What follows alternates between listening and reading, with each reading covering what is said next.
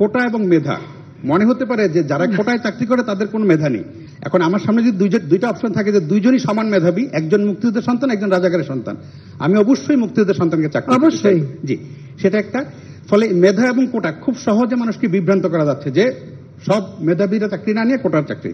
তার মানে কি মুক্তিযোদ্ধার সন্তান নাতিপুতিরা কেউ মেধাবী না, যত রাজাকারের বাচ্চারা নাতিপুতি হলো মেধাবী, তাই না?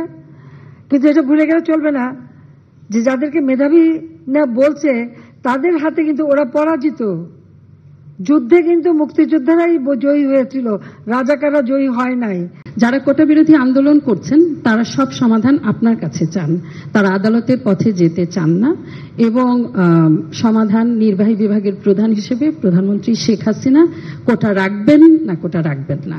যারা আন্দোলন করছে তারা তো আইন মানবে না, আদালত মানবে না, সংবিধান কি তারা চেনে না, বা একটা কার্যনির্বাহী অর্থাৎ একটা কাজ করতে গেলে তার যে নীতিমালা বিধিমালা বা ধারা থাকে সেটা একটা সরকার কিভাবে চলে এ সম্পর্কে কোনো ধারণাই এদের নাই, কোনো জ্ঞানই নাই। মুক্তিযোদ্ধাদের নাতিপুতিরাও পাবে না, তাহলে কি রাজাকারের নাতিপুতিরা পাবে?